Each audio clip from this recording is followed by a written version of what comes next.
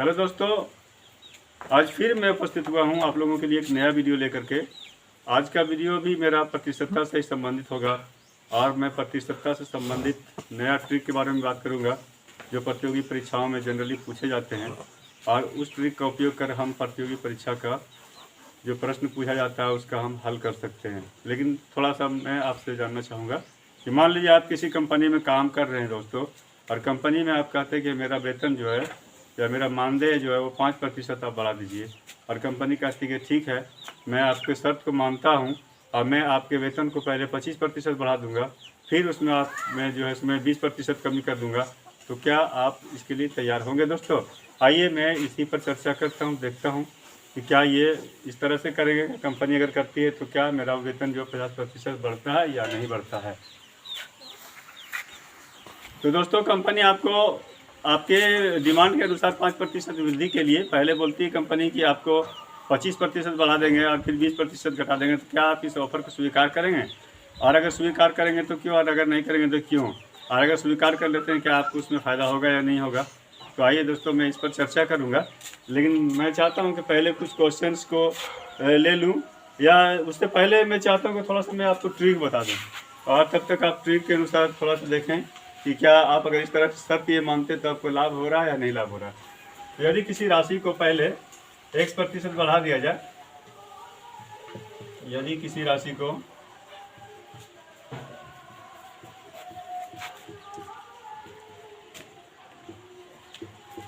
मान लेते हैं X के जगह पर हम कोई प्रतिशत 10% ले लेते हैं, है ना। 10% बढ़ा दिया जाए और फिर 10% कम कर दिया जाए,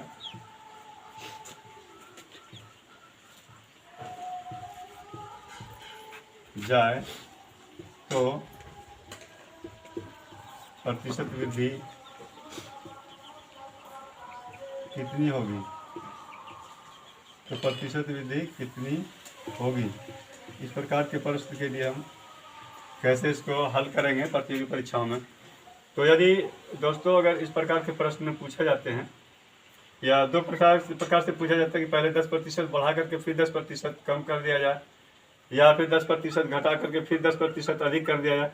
तो अगर प्रतिशत वृद्धि और प्रतिशत कमी दोनों अगर बराबर हो तो इस स्थिति में पूछता है कि क्या इस स्थिति में उसको क्या लाभ होगा या हानि होगा, या लाभ या हानि कुछ भी नहीं होगा। तो इस स्थिति में जब ऐसी स्थिति आती है कि प्रतिशत वृद्धि बराबर हो और प्रतिशत कमी और प्रतिशत वृद्धि दोनों बराबर हो, तो इस स्थिति में हमेशा जो है सो हानि ही होती है, नुकसान ही होगा, हानि ही होगा इस स्थिति में। ठीक है दोस्तों, इस प्रकार के क्वेश्चन अगर पूछे तो आप डायरेक्ट लिख देंगे कि अगर ऑप्शन दिया हुआ रहे कि पहले की वृद्धि होगी, दूसरे में कि कमी होगी, तीसरे में ना तो वृद्धि होगी और ना ही कमी होगी, तो हम इसका आंसर देंगे, उत्तर लिखेंगे कि कमी होगी। तो उस राशि में कमी होगी, है ना। आंसर लिखेंगे उस राशि में कमी होगी। कितनी कमी होगी? तो उस राशि में कमी होगी। तो ये हम कमी होगी लिखते हैं, और कितनी कमी होगी, तो कितनी कमी होगी उसके लिए निकालने के लिए हम लोग फिर से हम एक जनरल फार्मूला लेते हैं, है ना। तो जनरल फार्मूला लेकर के देखते हैं कि X% बढ़ा दिया जाए और फिर Y% कम कर दिया जाए, तो उसको हम कैसे बनाएंगे। तो जैसे मान लेते हैं यहाँ पर दोस्तों, उसको हम लेते हैं, जनरल करते हैं इसको, और यहाँ पर हम एक फार्मूला लेते हैं, ट्रिक लेते हैं, X कर देते हैं यहाँ पर X% बढ़ा करके, और इसको हम ले लेते हैं कि Y% कम कर देते हैं। तो इसके लिए हम लोग क्या कर देंगे, उसमें कितने प्रतिशत वृद्धि हो गया, कमी होगी। तो ऐसे स्थिति में हम बताए थे कि जब बराबर प्रतिशत अगर बराबर रहता है तो कमी ही होगी। दोनों प्रतिशत अगर बराबर हो, कमी वाली प्रतिशत भी और अधिक वृद्धि वाली प्रतिशत भी अगर बराबर हो, तो इसमें कमी ही होगी। लेकिन अगर दोनों कम बेसी हो तो उस स्थिति में क्या करेंगे? तो उस स्थिति में हम लोग क्या करते हैं दोस्तों, जो बढ़ा दिया गया तो उसको लिखते हैं X, और फिर जो कम कर दिया गया तो उसको लिखेंगे -Y, और फिर वो जो है सो उसके बाद फिर यहाँ पर घटा कर चिन्ह देंगे, और यहाँ पर लिखेंगे X गुना Y और बटे ये 100। ये हमारा ये जनरल फार्मूला हो गया। ये इस तरह से हम बनाएंगे, तो ये मेरा फार्मूला हो गया इस तरह से, और इसी का उपयोग हम लोग करते हैं। तो अब आते हैं कि 10% वृद्धि करके 10% वृद्धि करके 10% कमी करने पर 10% कमी करने पर प्रतिशत कमी या वृद्धि, प्रतिशत कमी या वृद्धि इसको देखते हैं वो कितनी होती है। तो चलिए दोस्तों, इस फार्मूला का उपयोग करते हुए, तो 10 है, x के जगह पर हम वृद्धि 10 है, और फिर घटा y के जगह पर भी 10 है, फिर घटा x गुना y, तो ये 10 गुना 10 और बटे 100, ये इसका उपयोग करेंगे। यहाँ पर काटेंगे 1 0 ये 1 0 1 0 ये 1 0 कट गया। अब हमारा हो गया 10 में 10 घटेगा 0 -1 बराबर -1, यानी कि कमी प्रतिशत मेरा हो गया, ये कमी मेरा जो हो गया वो हो गया, कमी बराबर हो गया मेरा 1%। तो इस तरह से हम इसको कमी को निकाल लेते हैं, ये मेरा जो है कमी 1% हो जाता है। और इस तरह से हम इस फार्मूला का उपयोग करके अगर वृद्धि कुछ भी रहे और कमी जो है सो कुछ अलग रहे, तो उस स्थिति में हम देखेंगे कि कमी हो रही कि वृद्धि हो रही, क्या हो रही है। तो इसको निकालने के लिए और इस तरह से जो है इस फार्मूला का हम लोग उपयोग करते हैं। प्रतियोगी परीक्षाओं में जनरली अक्सर पूछा जाता है दोस्तों कि किसी की आयत की लंबाई में 10% की वृद्धि की जाती है या 20% की वृद्धि की जाती है और चौड़ाई में 10% की कमी की जाती है, तो उसके क्षेत्रफल में कितने प्रतिशत की वृद्धि या कमी होगी।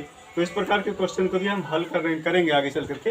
लेकिन अभी दोस्तों फिर हम आते हैं, थोड़ा सा देखते हैं, कुछ प्रश्नों को लेते हैं जो कि जनरली प्रतियोगी परीक्षाओं में इस प्रकार के प्रश्न पूछे जाते हैं। मैं उस प्रकार के प्रश्नों के बारे में मैं उस पर जो है थोड़ा सा चर्चा कर दूंगा आप लोगों के लिए।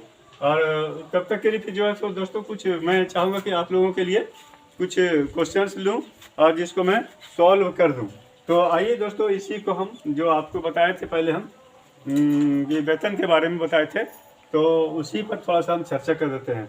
या वेतन किसी राशि जो मैंने लिखा है तो उसको आप मान लीजिए वेतन के बारे में, आप जो बोले थे वेतन, तो उसके वेतन के बारे में मान लीजिए यहाँ पर कि वो जो कंपनी बोला है आपको 25% की वृद्धि के बारे में बोला है ना। यदि किसी के वेतन को, तो किसी कर्मी के वेतन में 25% बढ़ा करके फिर 20% कम कर दिया जाए, तो उसके तो वेतन में कितने प्रतिशत की कमी, कितने प्रतिशत की कमी या वृद्धि होगी, कितने प्रतिशत की कमी या वृद्धि होगी। आइए दोस्तों, इसको हम ज्ञात करते हैं। और जो मैंने बोला था कि कंपनी ने जो ऑफर दिया है कि मैं पहले 25% बढ़ा दूंगा और फिर 20% घटा दूंगा, जो कि आप मांग किए थे कि हमको 5% की वृद्धि होनी चाहिए। तो देखते हैं कि इस स्थिति में क्या आपको मानना चाहिए या नहीं मानना चाहिए, आपके लिए लाभदायक है या नहीं है लाभदायक। तो इस फार्मूला के मुताबिक देखते हैं, 25% बढ़ा दिया तो 25 और कमी करेगा वो 20%, तो 20 और फिर यहाँ पर गुना के चिन्ह, ये घटा लिखेंगे। उसके बाद यहाँ पर लिखेंगे 25 और ये घटा 25 गुना 20 और इतना बटे 100। इसको आगे सॉल्व करते हैं, देखते हैं क्या होता है। ये 0 0 कैंसिल और ये 2 5 10 और ये 5 5 25। तो यहाँ 25 में 20 घटता है, 25 में 20 घटता है तो 5, ये 25 में 20 घटाने पर 5 बचता है और फिर घटा ये 5, तो यानी कि 0% की कोई वृद्धि नहीं होगी दोस्तों। यानी कि आपको अगर कंपनी आपको कहती है कि मैं 25% बढ़ा के 20% फिर काट दूंगा, कमी कर दूंगा, तो कोई प्रतिशत नहीं है, तो कंपनी चालाक है। तो इस प्रकार के इस प्रकार से हमारे लिए कोई भी वृद्धि नहीं है, हमारे लिए बिल्कुल भी लाभदायक नहीं है। हम जहीं पर जो पहले वेतन था, वेतन वही उतना ही रह जाएगा। तो इस तरह से हम जो है सो निकालते हैं और देखते हैं कि कितना इस प्रकार के प्रश्न प्रतियोगी परीक्षाओं में अधिकतर पूछे जाते हैं, और फिर हम इसको निकाल सकते हैं और आराम से इसको देख सकते हैं बिना लंबे विधि से जो इसको हल किए हुए ही इसको शॉर्ट ट्रिक से इसका हम हल ज्ञात कर सकते हैं, और ऐसे जो है सो हम आसानी से इस प्रकार के क्वेश्चंस को हल कर सकते हैं। तो आइए दोस्तों, इस प्रकार से फिर हम देखते हैं कि आयत के है ना, किसी आयत की लंबाई में यदि हम किसी आयत की लंबाई में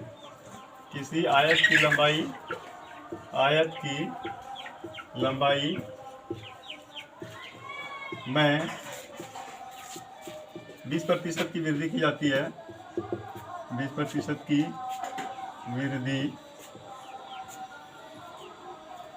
की जाती है तथा चौड़ाई में 10% की कमी की जाती है,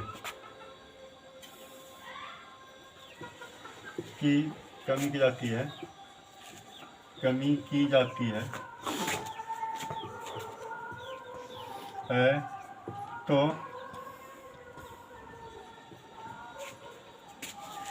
उसके क्षेत्रफल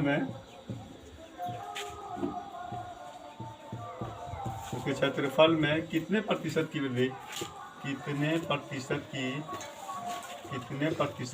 होगी, कितने प्रतिशत की वृद्धि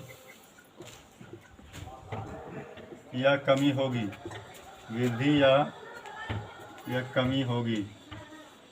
कितने प्रतिशत की वृद्धि या कमी होगी।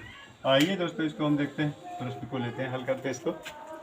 तो वृद्धि कितना 20%, तो इसको +20 या केवल 20 लिखेंगे, और कमी है मेरा 10%, तो -10 लिखेंगे, और फिर यहाँ घटा के चिन्ह गुना 20 गुना 10 और इतना बटे 100। इसको हम हल करते हैं, 1 0 ये कट जाएगा, 20 में 10 घटेगा तो बचेगा 10, और ये फिर घटा 2, तो बराबर 8, यानी कि 8% की वृद्धि होगी, 8% की वृद्धि होगी।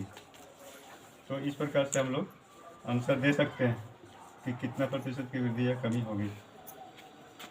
ठीक है दोस्तों, तो फिर आइए हम एक और क्वेश्चन लेते हैं जो प्रतियोगी परीक्षाओं में पूछे जाते हैं, और थोड़ा सा कुछ प्रतिशतता से संबंधित होता है, लेकिन इससे कुछ थोड़ा हट करके होता है, तो मैं उसको भी लूँगा और उस पर मैं थोड़ा सा चर्चा करूँगा। ठीक है दोस्तों, तो आइए हम लेते हैं एक और क्वेश्चन जो प्रतियोगी परीक्षाओं में जनरली उस प्रकार के प्रश्न पूछे जाते हैं, और आपको उसको हल करने की विधि मैं बताऊंगा, आप उसको हल कर पाएंगे आसानी से।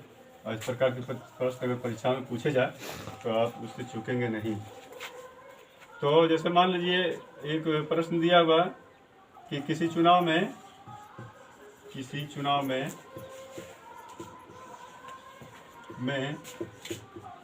एक प्रत्याशी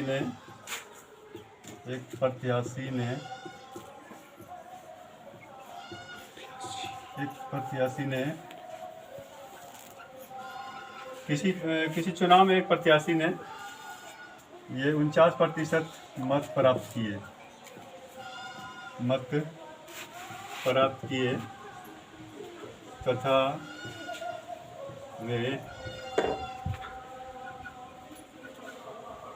तथा वे 800 मतों से हार गए, 800 मतों से हार गए,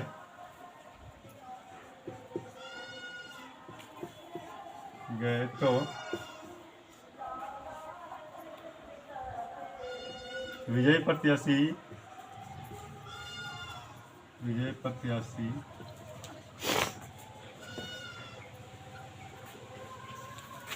द्वारा प्राप्त मतों की संख्या ज्ञात करें। मतों की संख्या कितने प्रतिशत मत प्राप्त किए तथा वे इतने मतों से हार गए, तो तो प्राप्त मतों की संख्या, विजय प्रत्याशी द्वारा प्राप्त मतों की संख्या ज्ञात करें। इस प्रकार के प्रश्न में इससे तात्पर्य ये है कि उस मतदान में या उस मत में उस चुनाव में 2 ही प्रत्याशी थे, तो जो एक प्रत्याशी ने इतना प्राप्त किया और 800 मतों से हार गए, तो दूसरे प्रत्याशी ने कितना मत प्राप्त किया, टोटल कितना मत प्राप्त किया। तो दोस्तों आप देखते हैं इस प्रकार के प्रश्न अगर पूछा जाता है तो कैसे हम हल करते हैं। तो जाहिर सी बात है कि 100% मत है उसमें एक ने प्राप्त किया 49%, तो दूसरे ने प्राप्त किया 51%, तो दोनों में प्रतिशत में कितना अंतर, 51% घटा 49%, और ये अंतर हो जाता है 2%। अब लेते हैं 2% बराबर 800, इसलिए 100% बराबर, तो तो 100% बराबर 800, 800/2, 800/2 गुना यहाँ 100। ये हम 100% निकाल रहे हैं, क्योंकि 2% जो है मेरा 800 है। 800 मत से इसे हारा था वो, तो 2% मेरा 800 है। तो इसको कैंसिल करते काटते हैं, तो 2 चौके 800, 400, 400 इसको गुना करेंगे तो ये 4 और ये इतना जी। यानी कि उस मतदान में, ये उस चुनाव में टोटल कुल मत पड़े थे तो 40,000 मत पड़े थे। अब अगर पूछता कि विजय प्रत्याशी द्वारा प्राप्त मतों की संख्या, तो विजय प्रत्याशी द्वारा प्राप्त मतों की संख्या, विजयी प्रत्याशी द्वारा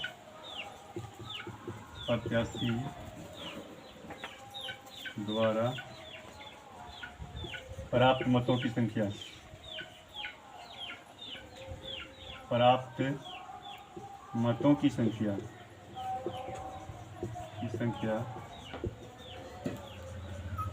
बराबर हो जाएगा 40,000 का 40,000 गुना 51/100।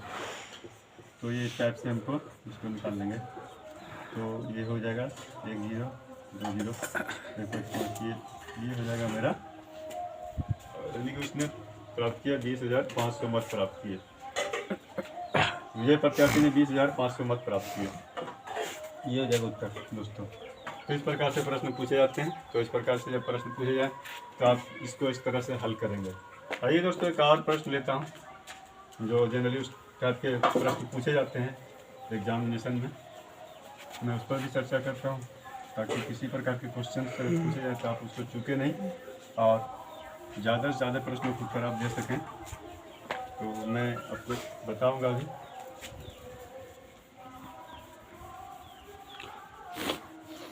दोस्तों, प्रश्न पूछा जाता है इस प्रकार से कि किसी परीक्षा में, दोस्तों फिर लेते हैं एक और क्वेश्चन और देखते हैं, उसको हल करते हैं। जो क्वेश्चन उस प्रकार के प्रश्न जो है सो प्रतियोगी परीक्षा में पूछे जाते हैं। तो देखते हैं, किसी परीक्षा में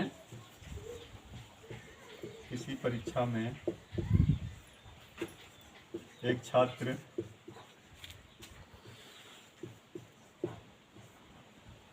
एक छात्र 30 अंक प्राप्त करता है।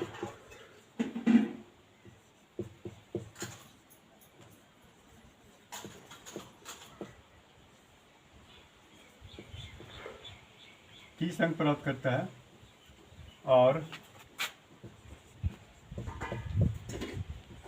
15 अंकों से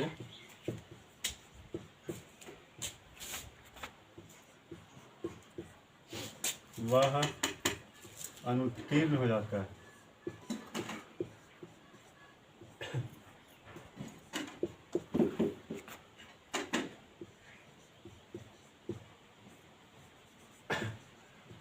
यदि उत्तीर्ण होने के लिए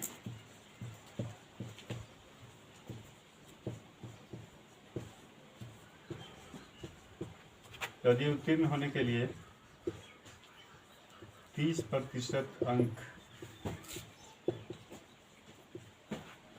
30% अंक आवश्यक हों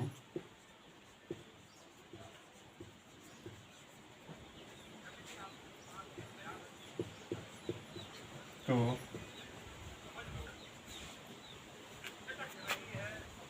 परीक्षा के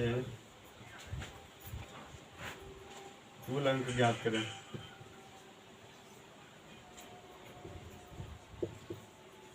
कुल अंक ज्ञात करें। इस प्रकार के प्रश्न पूछे जाते हैं दोस्तों।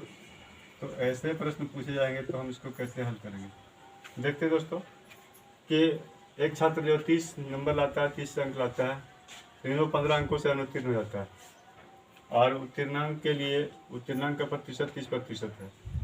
तो परीक्षा कुल कितने अंक की है इसको ज्ञात करना है। इस प्रकार के प्रश्न पूछे जाते हैं। तो हम यहाँ पर देखेंगे उत्तीर्णांक कितना होना चाहिए। उत्तीर्णांक इसका 30 लाया और 15 से वो 15 नंबर से वो जो है 15 अंकों से अनुत्तीर्ण हो गया। तो 15 अंक अगर और मिल जाते उसको, यानी कि 45 नंबर मिलता तो वो पास कर जाता। और यहाँ पर कहता है कि 30% लाया है, अंक उत्तीर्णांक 30%। तो यहाँ पर हम लिखेंगे 30% बराबर ये वो 30% बराबर 45। 30% यानी कि 15 अंक से वो अनुत्तीर्ण हो गया, यानी कि उसको और 15 अंक मिलता। तो 30 और 15 बराबर 45 अंक अगर मिलता तो वो पास हो जाता है। और दूसरी तरफ कहता है कि उत्तीर्णांक या पास होने के लिए 30% है, यानी कि 30%, ये 45 अंक जो है उसका वो 30% के बराबर है।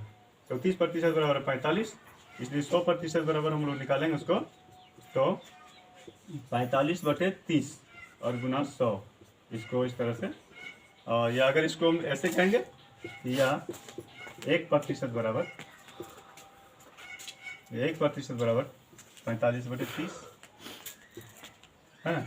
इसलिए 100% बराबर 45/30 गुना 100। अब देखते हैं, इसको काटते हैं। तो इसको काटते हैं 1 0, ये 1 0, 3 से काटेंगे तो 15 × 45 और फिर 15 गुना 10 बराबर 150, यानी कि वो परीक्षा जो तो उसके परीक्षा का पूर्णांक जो है 150 है। तो इस प्रकार से हम लोग याद कर सकते हैं, इस टाइप से क्वेश्चन पूछे जाते हैं। तो दोस्तों ठीक है, हम समझते हैं कि आप लोग प्रैक्टिस करेंगे और ज़्यादा प्रैक्टिस करेंगे, और मेरा ये वीडियो आप लोग को ज़रूर अच्छा लगा होगा। हमारे चैनल को आप लोग ज़रूर सब्सक्राइब कर लिए होंगे। जो सब्सक्राइब नहीं किए हैं वो आप सब्सक्राइब कर लें, क्योंकि सर जैसे ही आप सब्सक्राइब करते हैं तो आपको जो मैं वीडियो अपलोड करता हूँ आपको तुरंत मिल जाता है वो वीडियो। और जो सब्सक्राइब के लिए कर लिए हैं उसके लिए बहुत बहुत धन्यवाद। जो सब्सक्राइब नहीं किए हैं वो जल्द से जल्द सब्सक्राइब कर दें। और दोस्तों मेरे पूर्व के वीडियो, बहुत सारे वीडियो जो मैंने अपलोड किए उसको देखने के लिए आप जूनियर स्टडी सेंटर को यूट्यूब में सर्च कर सकते हैं और जाकर के हमारे पहले के और जो वीडियो है प्रतिशतता से संबंधित है और जो वीडियो। हेलो दोस्तों, पिछले वीडियो में मैंने जो है 100% से संबंधित जो वीडियो था उसमें मैंने कुछ प्रश्न दिए थे आपको हल करने के लिए। मैंने वादा किया था कि आपको बताऊंगा, मैं भूल गया था। मैं चाहता हूं कि वो बता दूं, वो प्रश्न लिख दूं और वो बता दूं कि उसका आंसर क्या था। आप अगर हल किए हों उस प्रश्न को तो आप मिलान कर लेंगे। दोस्तों पहला प्रश्न था मेरा पहला प्रश्न था कि किस संख्या का 40% बराबर 50, ये था पहला। और दूसरा, इसका उत्तर होगा दोस्तों, उत्तर मैं यहाँ पर लिख दे रहा हूँ, आप लोग मिलान कर लेंगे। इसका उत्तर होगा 125। दूसरा था 80 का कितना प्रतिशत, 80 का कितना प्रतिशत बराबर 20। तो इसका उत्तर था दोस्तों 25%। आप अपने उत्तर से मिलान कर लें इसको। तीसरा प्रश्न जो मैंने किया था वो था 20 का 80%, 20 का 80% बराबर कितना। तो इसका आंसर था 16। उसी तरह से चौथा प्रश्न जो था मेरा वो था कितना का 25%, या किस संख्या का 25% बराबर 16। तो किस संख्या का 25% बराबर 16, इसका उत्तर था दोस्तों 64। उसी तरह पांचवा प्रश्न था 16 का 50%, 16 का 50% बराबर कितना। इसका उत्तर था दोस्तों 8। फिर उसी तरह से छठा प्रश्न मेरा था 40 का कितना प्रतिशत बराबर 7। तो इसका आंसर था दोस्तों 150। आप यदि हल कर लिए हैं तो इसका उत्तर मिलान कर लें। और अब दोस्तों मैं आपको फिर जो है सो कुछ क्वेश्चंस देता हूं जो मैंने आज बताया था उसके आधार पर, और मैं आपसे चाहूँगा कि आप उसको हल करेंगे। तो आप दोस्तों, आप उम्मीद करते हैं कि आप क्वेश्चन नोट करेंगे, उसको हल करने के लिए तैयार होंगे। तो दोस्तों नोट करेंगे मेरा प्रश्न, और मैं यहाँ पर लिखता हूँ कुछ क्वेश्चंस और आप इसको हल करेंगे। मैं इसका आंसर अगले वीडियो में प्रतिशतता संबंधी जो वीडियो होगी उसमें मैं उसका उत्तर आपको बताऊंगा। आप दोस्तों नोट करने के लिए तैयार है ना? नोट करें आप। पहला प्रश्न है कि एक ऑटोमोबाइल कंपनी